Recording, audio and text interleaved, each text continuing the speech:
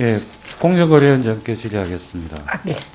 작년에 본위원이 국감에서 미래에셋의 일감 몰아주기 검찰 고발이 필요하다고 말씀드린 적 있죠. 기억나시죠? 네, 기억하고 있습니다. 근데 공정위에는 시정명령하고 43.9억의 과징금만 부과하고 검찰 고발하지 않으셨습니다.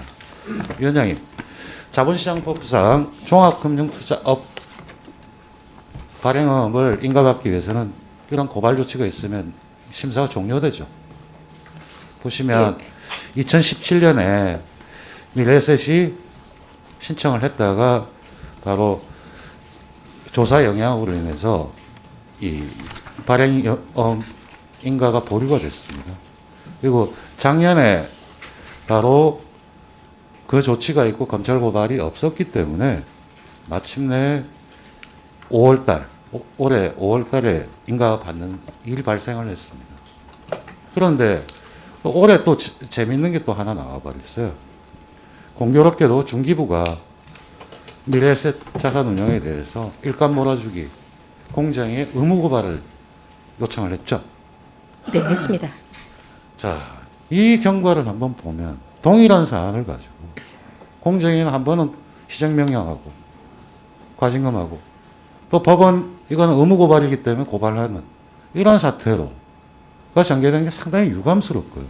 이로 인해서 물론 금융위가 심사 절차를 바꾸고 할 수도 있겠지만 해필이면 그거 해서 그때 딱 인간하고 그 다음에 또 다시 고발되고 이런 사태가 계속 반복되는 게 온당하다고 생각하십니까? 이런 게 발생하지 않도록 대책을 좀 세워주시기 바랍니다. 예, 지금 말씀하신 자료에서 보듯이 이 차이가 있었던 이유 중에 하나는 공정거래위원회가 고발을 할 때는 그 행위에 있어서의 어떤 명백성, 중대성 이런 걸 보고 있는데 저희가 이 고발 여부를 결정할 때 다른 법하고의 관계 이런 부분도 좀 더 고민을 하겠습니다. 조정실장님, 예. 참 그렇지 않나요? 한 부서 각각 이렇게 행위가 일어나는 걸 제대로 규율적으로 통일적으로 해야 될 게 조정실의 역할 아닌가요? 공정위가 공정하게 하고 있다고 생각합니다. 자, 그 다음에 공정위원장 또 다른 질의를 하나 하겠습니다.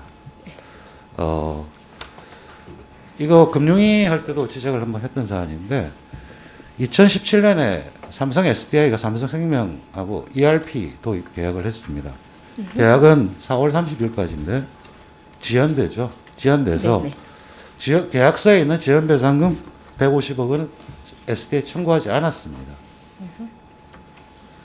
그래서 작년 12월 달에 금융감독원은 계열사 부당 지원, 지원으로 보이죠. 받기로 했던 걸 계약기관에. 그래서 중징계를 의결해서 금융에 넘겼습니다. 근데 아직 확정이 안 되고 있어요. 근데 이게 이제 보험업법에 있는 문제이기도 한데 사실 공정거래법에서도 이게 문제가 되는 사안이라고 봅니다. 공정거래법 보면 불공정 거래 행위와 특수관계인에 대한 부당이익 제공을 공정거래법 제5장에서 금지하고 있죠. 그리고 특히 제23조 제1항 7호의 과목을 보면 특수관계인 또는 다른 회사에 대해서 가지급금, 대여금, 인력, 부동산, 유가증권, 상품, 용역, 무체재산권 등을 제공하거나 상당히 유리한 조건으로 거래하는 행위를 금지하고 있습니다. 이게 부당 지원 아닌가요? 예, 의원님과 저희 공정거래위원회에서 이렇게 평가할 때 이 부당 지원이라는 게 약간 법리적으로 좀 복잡하게 돼 있습니다. 그래서 이 경우에도 위원장님, 이제 왜 지원이 있었는지 이런 부분을 좀 더 위원장님, 이 사안은 예. 금융위가 금감원이 고소나 고발을 해야 조사에 착수하는 사안은 아니죠.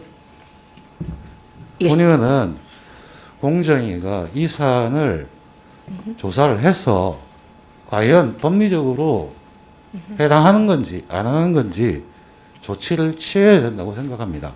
이 결과에 대해서 조사를 하시고 분석을 해보셔가지고 그 여부에 해당하는지 여부를 결과를 알려주시기 바랍니다. 예, 위원님 이 부분에 대해서는 이제 기본적으로는 그러니까 저희 금융당국이 하는 조사 결과를 보고 저희도 이렇게 조사를 하는 게 어떻게 보면은 중복 규제를 좀 막을 수가 있을 것 같습니다. 예, 네. 이 부분에 대해서는 저희가 살펴보겠습니다. 네. 자신들이 반하는 법을 가지고 그리고 이건 공정거래 사안이잖아요. 그건 민주당하고 신경 하면 안 되는 거예요. 수고하셨습니다. 다음 윤관석 의원님 질의해 주십시오. 그 자료 제출 관련해서 의사 진행입니다.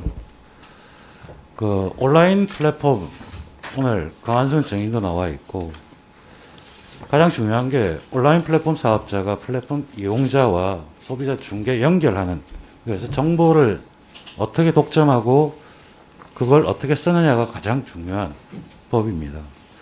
근데 쿠팡은 매출 기준으로 직매입이 90%, 제3자 중개 거래가 10% 정도밖에 되지 않는다. 그렇기 때문에 오픈마켓이 아니라는 이야기를 하는데 직매입은 매출액이 전부 매출로 잡히는 거고요. 오픈마켓은 수수료만 잡히게 되어 있습니다. 매출액을 그 단순 합산해야 될 것이 아니고 수수료가 7에서 12%이기 때문에 그 전체 취급 물건, 상품으로 보면은 50대 50이 돼버려요. 10배 정도가 되는 거니까 더 크거든요. 자, 그 중개하는 제품을 중개하다가 자기가 직매입하면서 어떤 우월적 지위를 활용하느냐 안 하느냐 굉장히 중요한 사안입니다. 온라인 플랫폼법을 제정하려면 이 데이터가 어떻게 되는지를 알아야 됩니다. 근데 쿠팡은 직매입과 자료를 요청했을 때 영업비밀로. 자, 위원장님. 이게 영업비밀이면 저희가 온라인 플랫폼 법을 어떻게 만들죠? 데이터가 없이 그냥 깜깜이로. 이게 과연 쿠팡이 해야 될 것이며 공정위는 법안을 논의 심의하기 위해서도 이 데이터가 있어야 됩니다. 이 데이터도 없이 법안을 심의해달라. 저는 쿠팡 대표이사의 이게 왜 영업비밀이냐 하는데요. 쿠팡 미국 회사가요, 상장된 회사가 IR 할 때 매출 전망, 다음 분기 매출 전망하면 직매입 비중이 얼마고 이런 것도 다 공시하게 되어 있습니다. 다 공시하고 투자자를 알려야 될 자료 자체를 공정위한테도 제출하지 않고 국회의원이 제출을 요구함에도 불구하고 영업비밀이라고 하는 이런 행태를 가지고 어떻게 국정감사를 할 수 있을지 조치가 필요하다고 보고요. 그리고 공정위원장한테 요청해서 이 데이터가 안 나오면 직권조사라도 필요하다고 생각됩니다. 그걸 조치해 주시기 바랍니다.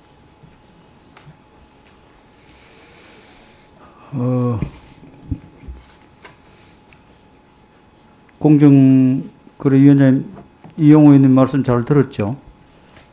예. 네. 이용호 의원님 의사진행 발언에 대해서 공정거래위원장님 입장을 말씀해 주십시오. 예. 저희가 이용호 의원님께서 말씀하신 것처럼 온라인 플랫폼 그리고 중개업자들에 대한 중요도는 아주 커집니다. 여기에 소비자하고 입점업체를 연결시키는 중개업자로서의 역할은 커지고 있지만은 지금까지 갖고 있는 공정거래위원회의 법에서는 이 부분이 사각지대로 존재를 하고 있습니다. 그래서 저희들이 자료 요구라든가 실태 조사를 요구할 수 있는 법적 근거가 좀 희박한 상태입니다. 저희들이 정부안으로도 냈고 우리 정무위에 계시는 의원님들께서도 일부 분께서 온라인 플랫폼 공정화법을 내신 부분에 의하면은 이런 실태 조사를 할 수 있는 그 근거도 만들어지게 됩니다. 그리고 그보다 더 중요한 거는 온라인 플랫폼에 입점한 180만 입점업체를 위한 최소한의 어떤 필요한 그런 규제를 할 수 있는 그런 근거가 될 수 있을 것입니다. 그래서 온라인 플랫폼에 있는 플랫폼 업자와 입점업체가 서로 상생하고 서로 성장할 수 있는 그런 최소한의 이러한 법인데도 불구하고 지금 우리 정무위의 법안 소위에서 논의가 되고 있지 않습니다. 그래서 이 법이 그러니까 정무위를 통과하고 법이 공표가 되면은 말씀하신 여러 자료를 얻고 이 부분에 대한 저희들의 이해도 높아질 거라고 생각을 하고 입점업체에 대한 보호가 이루어져서 민생에 대한 보호가 이루어질 거라고 생각을 합니다. 알겠습니다. 예.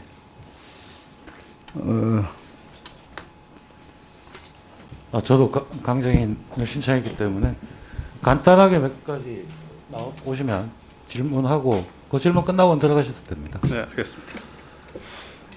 쿠팡 미국에 상장하셨죠, 그죠? 네, 그렇습니다. 미국 법인이죠. 쿠팡 잉크는 미국 예. 법인입니다. 네. 예. 임원 현황을 한번 봤더니 자 미국에 상장하면 분기마다 실적 보고하고 전망 보고해야 되죠. 네, 그렇습니다. 그리고 앞으로 할 사업에 대해서도 공시를 하죠. 네, 그렇습니다. 그건 미국 쿠팡의 이사회에서 결정나겠네요. 그죠? 네, 그 공시에 관련된 거는 미국 증권법에 미국 따라서 이사죠. 저희가 하고 그리고 있습니다. 아까 우리 존경하는 송재호 의원이나 오경 의원이 말씀하셨듯이 차등 의결권에서 72% 사실상 지배하고 있죠. 그죠?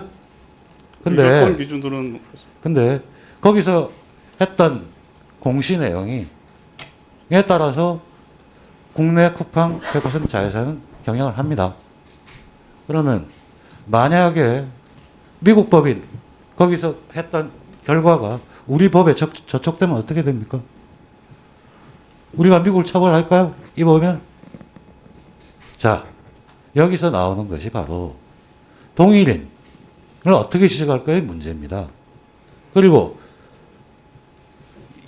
미국 법인에서 공시하고 했던 경영 계획을 국내에서 수행을 하기 때문에 국내 쿠팡 임원은 그냥 집행 책임자 정도밖에 안 되는 거예요. 그러면 과연 우리 경쟁당국이 집행 책임자만을 처벌하고 규제해야 되는 거겠습니까? 이런 부분을 때문에 아까 조성호 위원장도 말씀하셨지만 동일인 지적 문제, 루폴이 생긴 거니까 면밀하게 해주시길 바랍니다.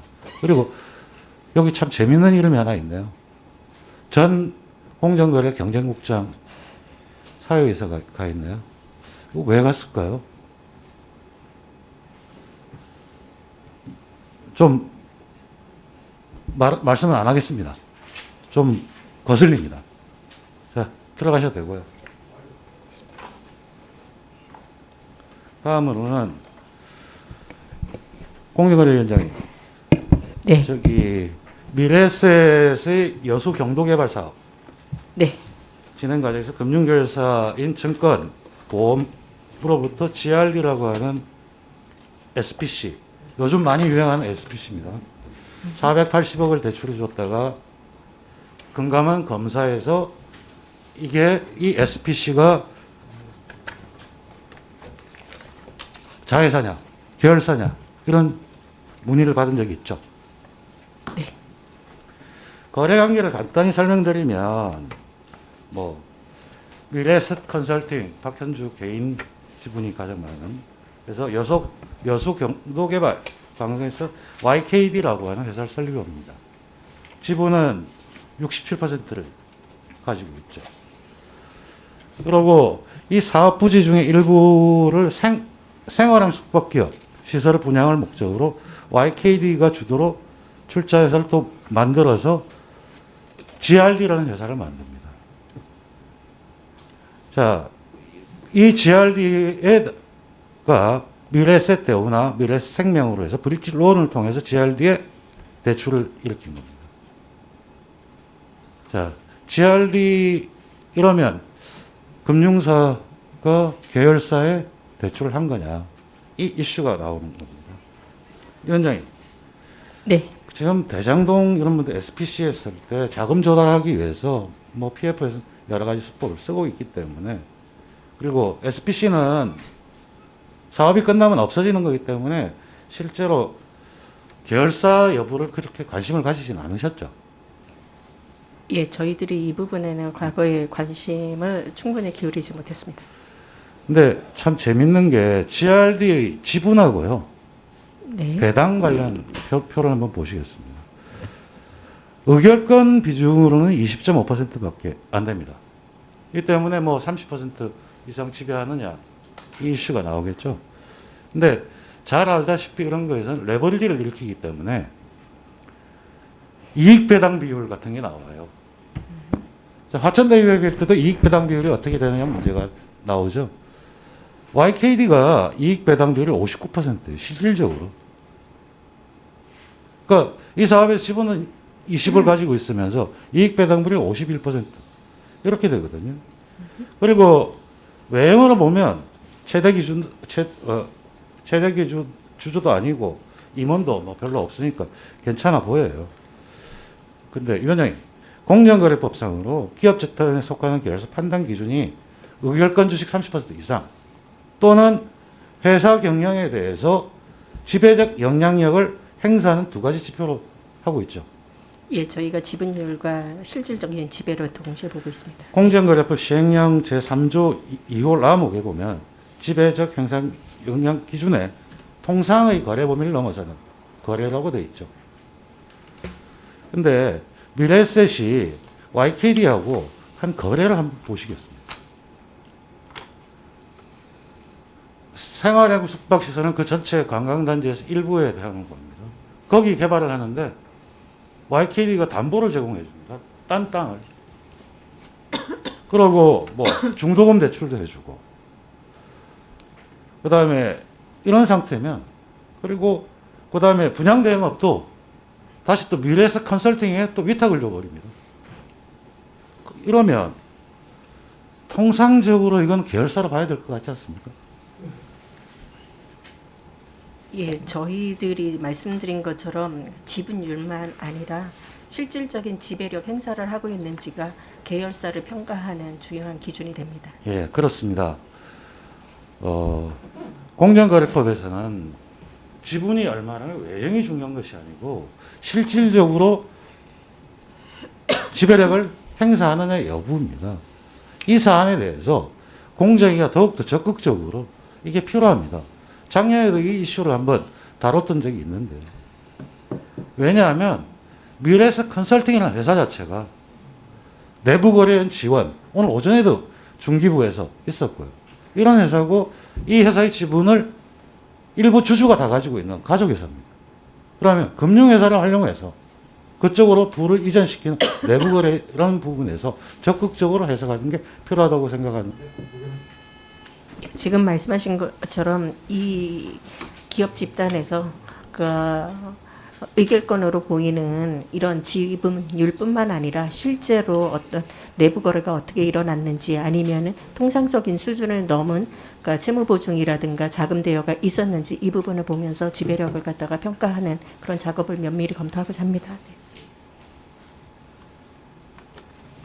네. 예, 수고하셨습니다. 다음 강민국 의원님 질의해 주십시오.